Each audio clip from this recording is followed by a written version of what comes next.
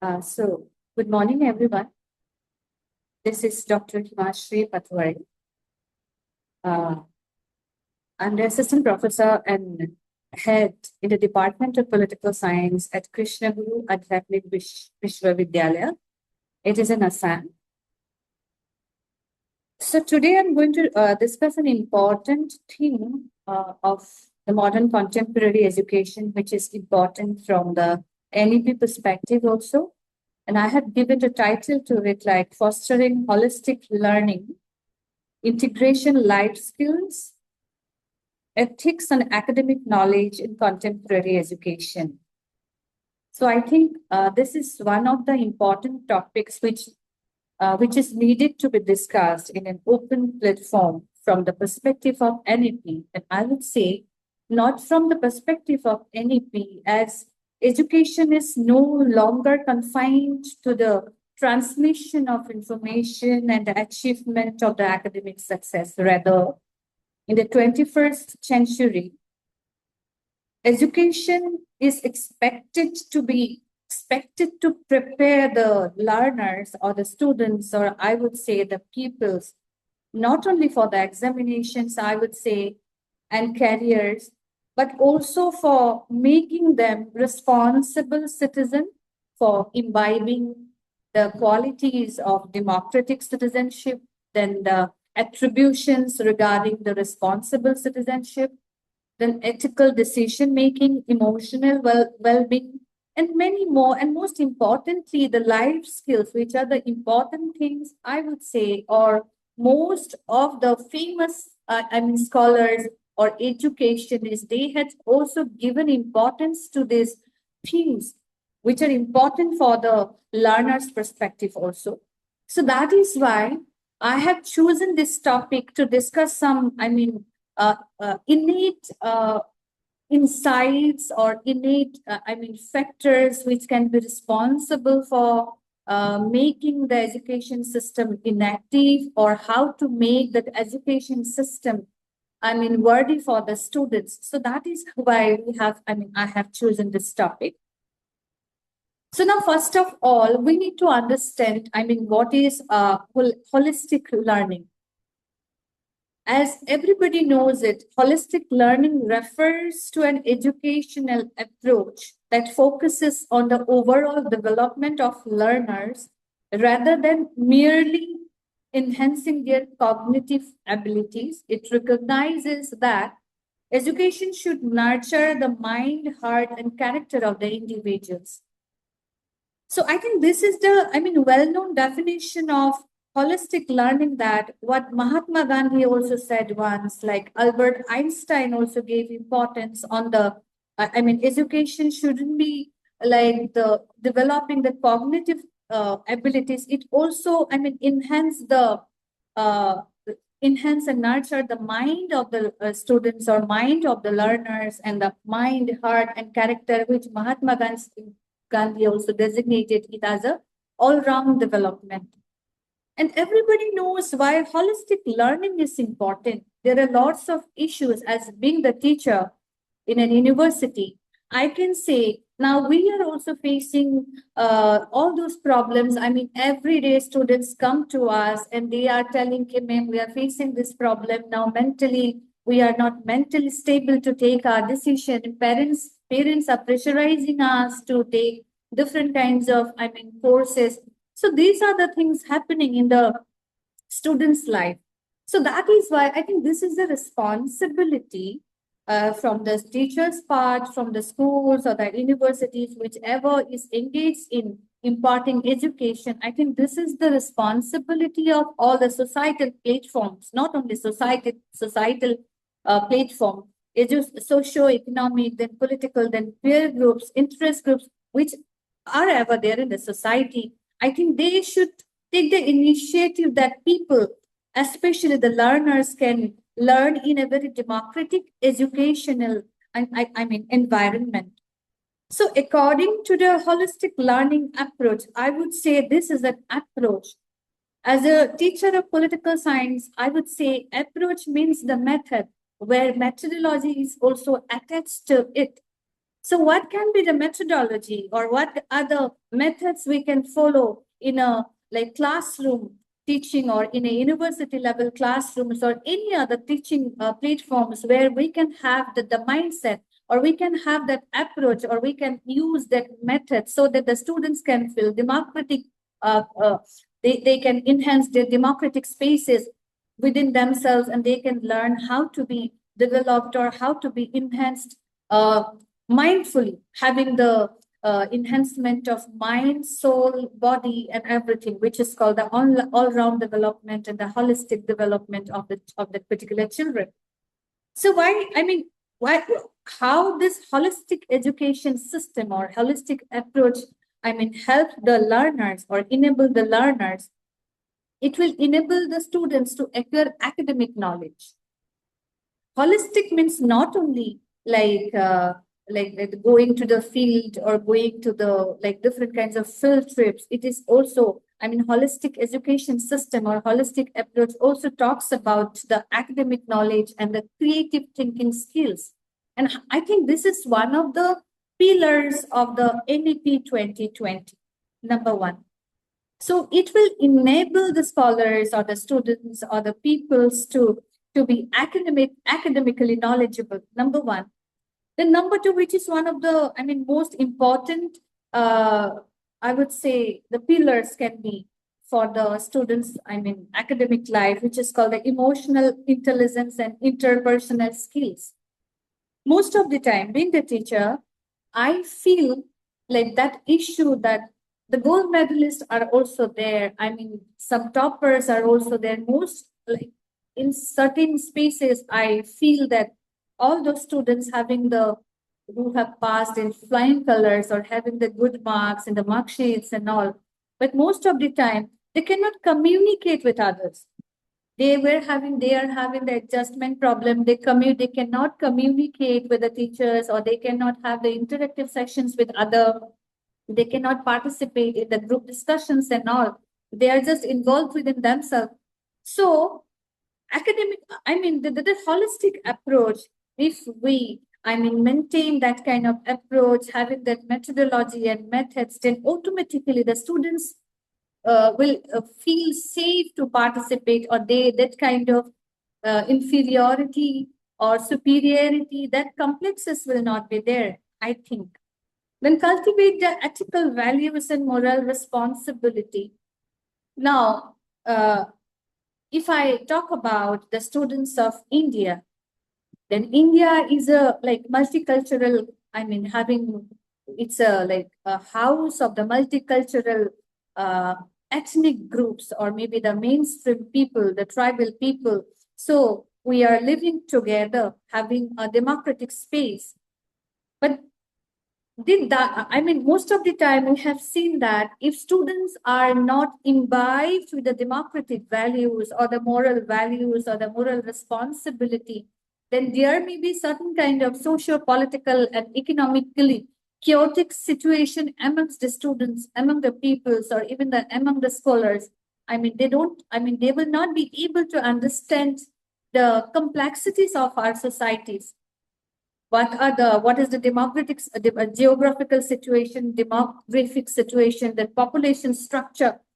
So what it meant to be called, the Indian citizenship, or who are the citizens of India as a citizens, what kind of rights and what kind of, liberties we are having. Hindu, Muslim, Christians, and other like different kinds of, sections are also living together. Sects are also living together.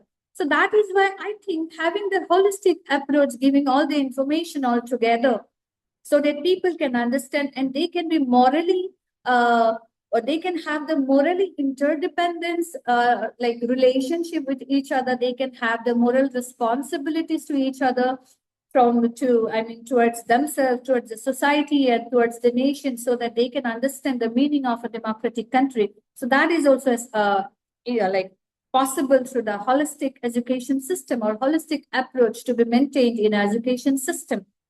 The number 4, build resilience, adaptability, and problem-solving abilities. So not only the creative thinking, all the cognitive abilities, not only the creative thinking, going to the fields, the discussion, but the most important thing is when we will be talking about the democratic principles, when we'll be talking about a country like India, which is a vast country, population is vast, socio-culturally we are very vast and we are having lots of dissimilarities amongst ourselves. So in that situation, we have to have the resilient. We have to be resilient. We have to have that kind of tolerance. We have to have the peaceful mind, peaceful situation we have to create amongst ourselves. We have to have the adaptability and most importantly, problem solving abilities. It's a modern time, it's a globalized age, it's a mediated age. Lots of narratives are also coming out. So Gen Z, so this kind of like Alpha, Beta, Gen Z, this kind of modern thinking are also coming out. Postmodernism, post-structuralism. So this kind of things are coming out, and they are no doubt they are impacting our life. So in that situation or in that environment, the students should be guided properly, and they should be given or imbibed into their brains, into their mind, so that all those democratic principles, so that they can understand the meaning to be called citizens. The number fifth and the last one, become active and responsible members of society. And I think this is one of the most important thing from the students' part also, because they have to feel that they are the members of the society and they have to take the responsibility. So how to be responsible, how to become an active agent of the society, how to become the active, social activist or the political activist, how to,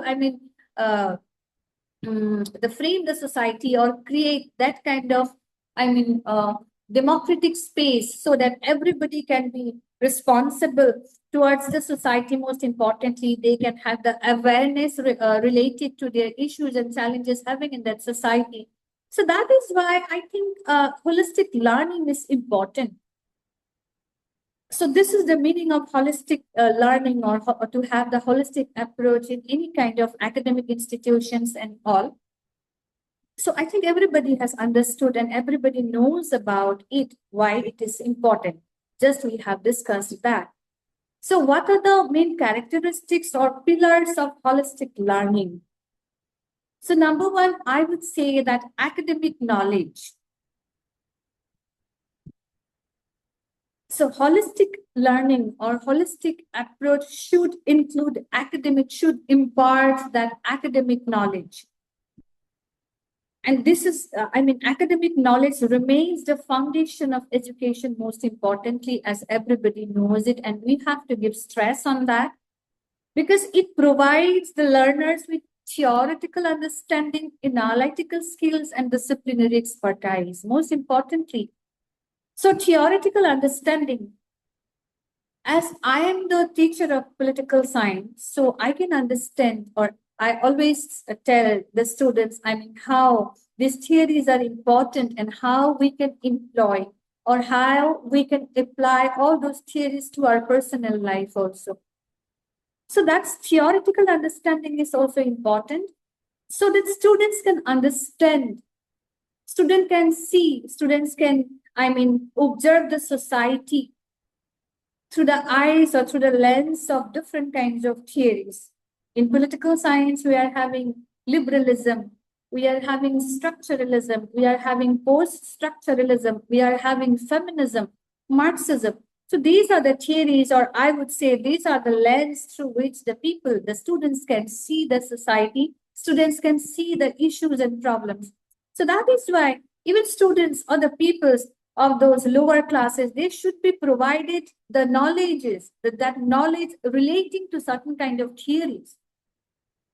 Some small theories should be provided to them by the teachers or any kind of government institutions. And I would say the syllabi or the syllabus should be made on the basis of providing certain kind of theories to the students, the small theories. If they are the students of the 4th standard or the 5th standard, 12th or 11th standards, in that way, accordingly, they have to provide certain kind of theories to their learning. Then analytical skills. Being the researcher also, I can understand and I know what is the importance of analytical skills in our life. Then disciplinary expertise, then skill, this will come through those kind of having sorry, theoretical understanding and analytical skills. Analytical skills in the sense we have to analyze the issues and problems. We have to analyze the study material. We have to analyze, what we have read.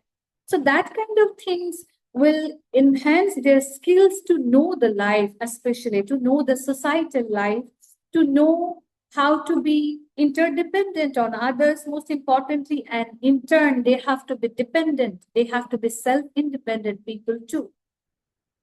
So academic learning helps students, I would say, because it will give the understanding of scientific, social, and cultural phenomena, socio-political, economic phenomena, and which is, I think, should be one of the most important characteristics of the education process.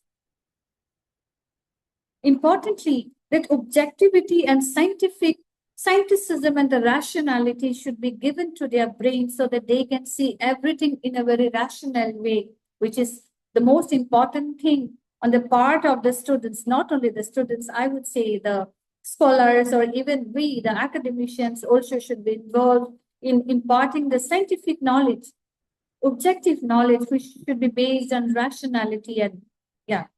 Then social, political, cultural, economic phenomena, they needed to be guided or they needed to be given that kind of mindset so that they can see the society with that kind of rationality and scientificism, with those moral values. Number one. Then number two, it should develop the critical and creative thinking. Sorry. Academic knowledge or academic that expertise will come when the students or the people, they will be having that kind of critical thinking or criticality to understand the complexities and criticality of the society. And creative thinking, students mean they should have the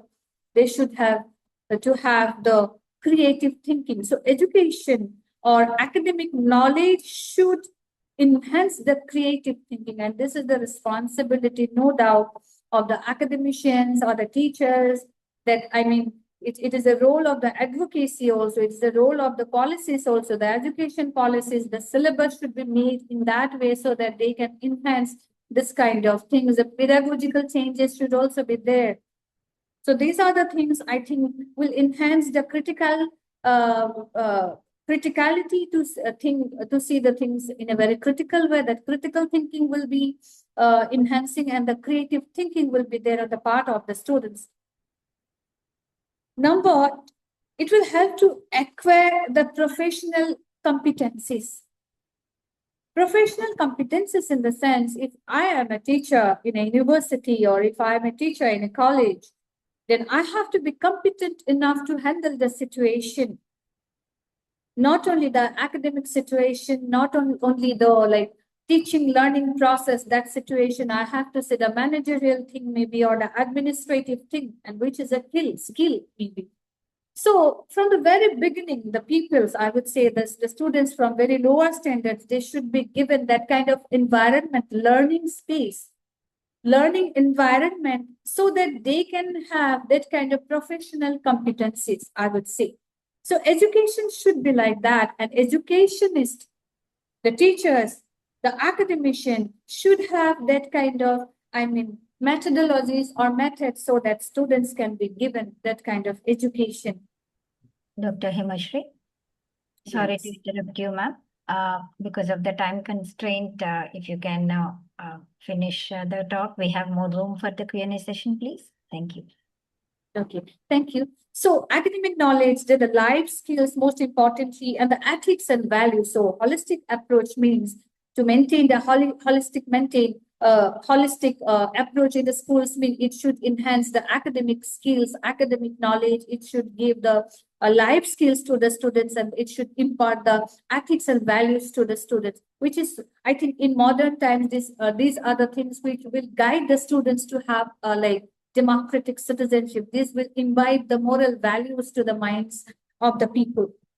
So now, I mean, why this is important? Because it will make us understand, make the students can understand the changing nature of the society, mental health, because now there are lots of problems are coming out because people, students, the Gen Z people, the Alpha, these are the modern generations are coming out. They don't understand the nature of the society. So education, this holistic approach can be, I mean, they can make understand the student, they can make understand the people that how society has been changed, how the mental health issues can be solved out, how emotional well-being can be can be brought to our study or our brain, to our heart, that building responsible citizenship, those values of the responsible citizenship, and most importantly, the sustainable development.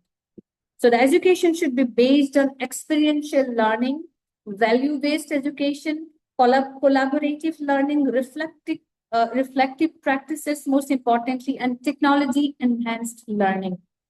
So they have to go to the field, they have to communicate with the people, they have to communicate with us, like other fellow beings of the society. They have to give the reflective practices like learning the journals, how to write the journals, writing articles, classroom discussions, group discussions, then quizzes. So this kind of things should be given to them.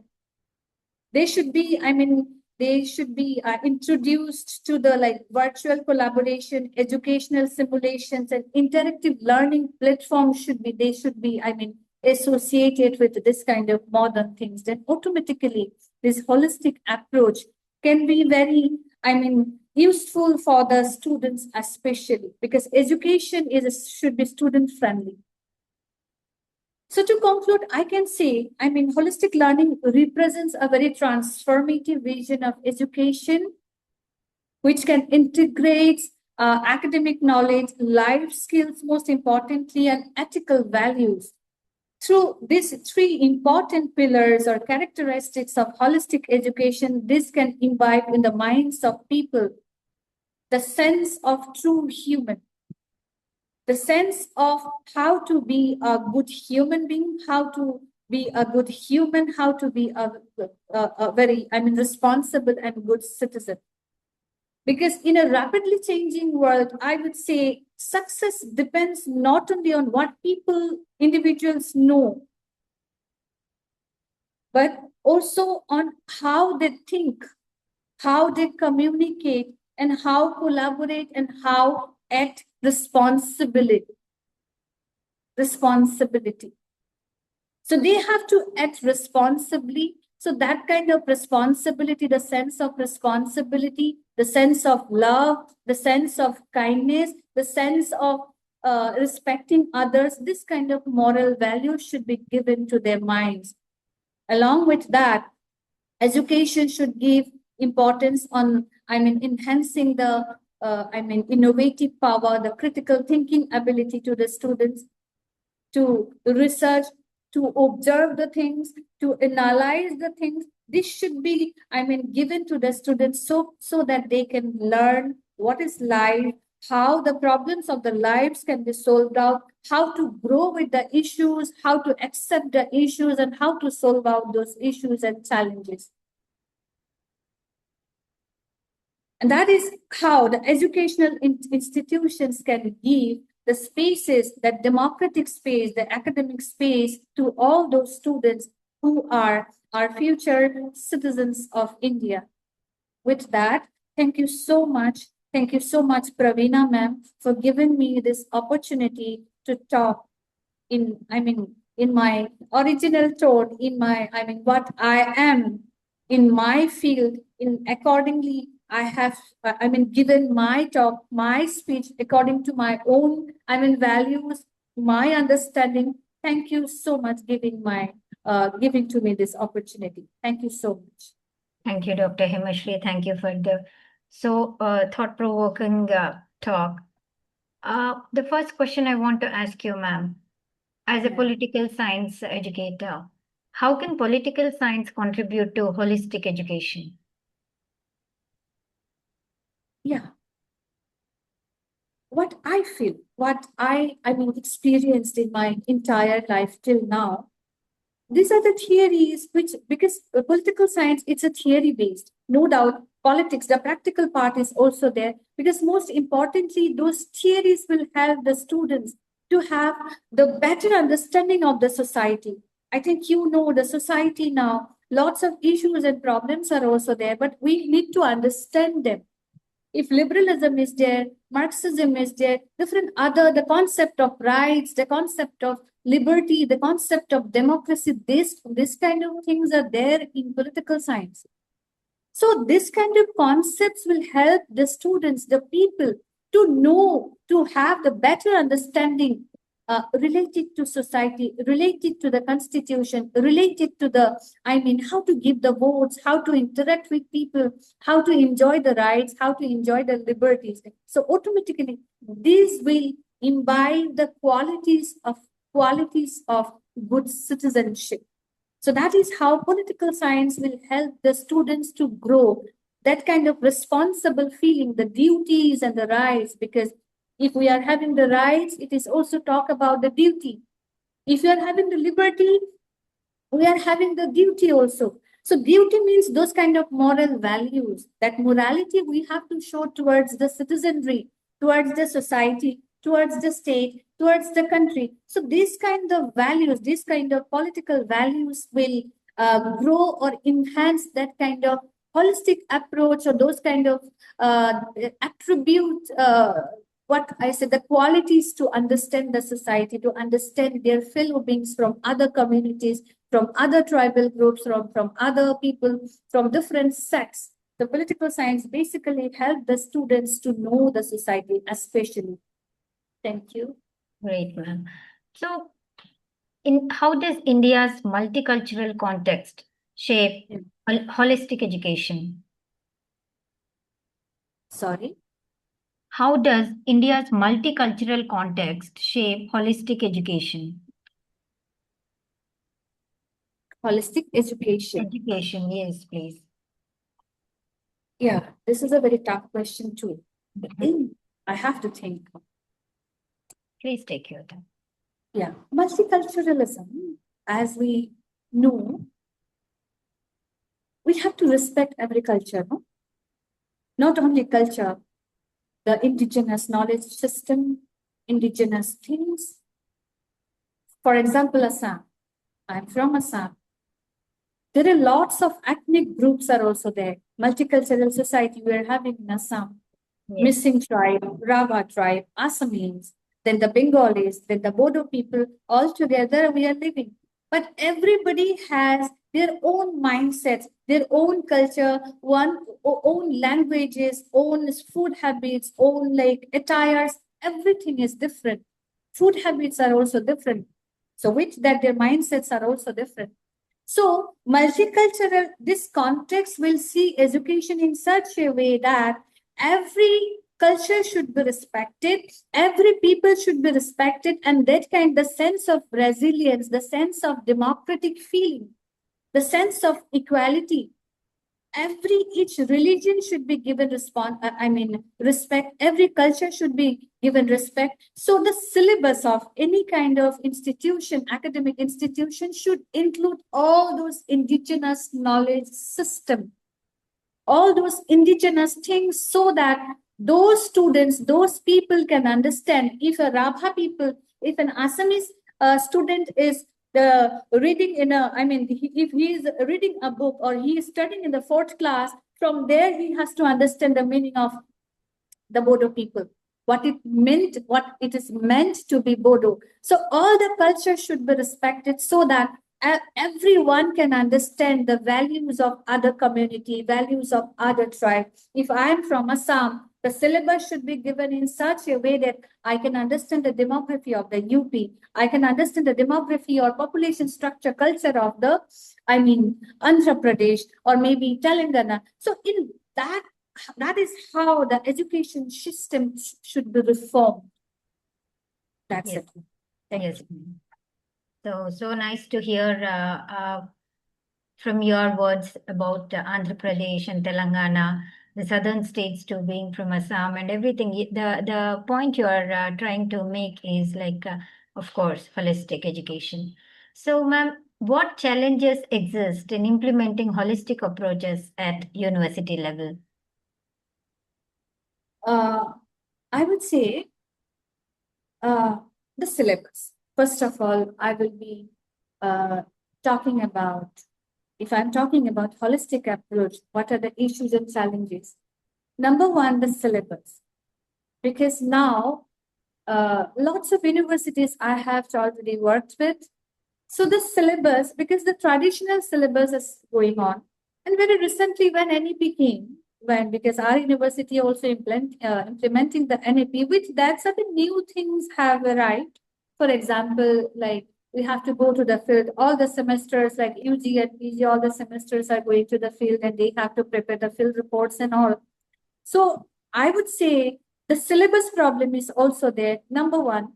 Number two, the semester, because we don't have much time to give, only 6 months we can have, and within the 6 months, we have to go to the field, we have to prepare slides to give the presentations and all. Okay, these are also part of the holistic approach, but the purest kind of holistic approach we cannot impart with having all those things, all those facilities. The time constraints are also there. And number three, the traditional thinking system. In most of the university or university professors, now they don't, accept all those modern technological things. They don't see advancement of technology as a very, it can be helpful for the students. So this kind of mindsets are also there. And fourthly, the teachers, there are lots of issues and problems related to the academicians. Also, academicians are busy their own. This is true. This is the harsh truth. We are also busy some other things.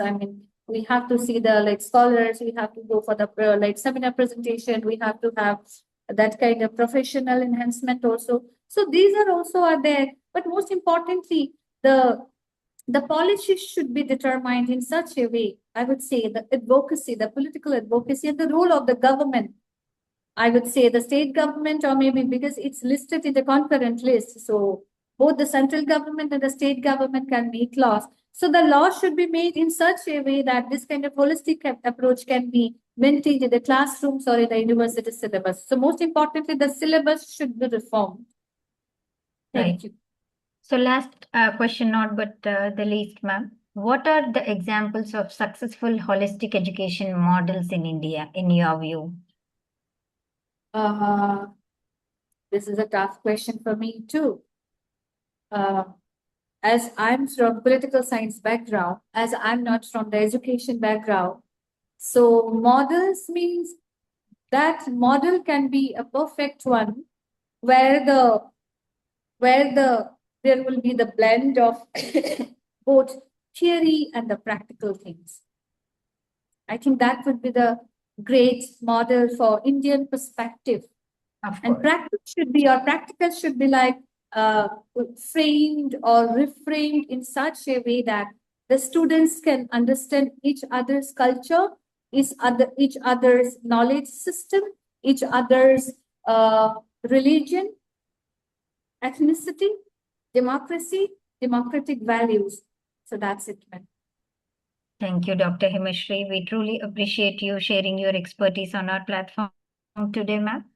Anything else you want to mention before I wind up the session? No, ma'am. Because we're having a Viva session too.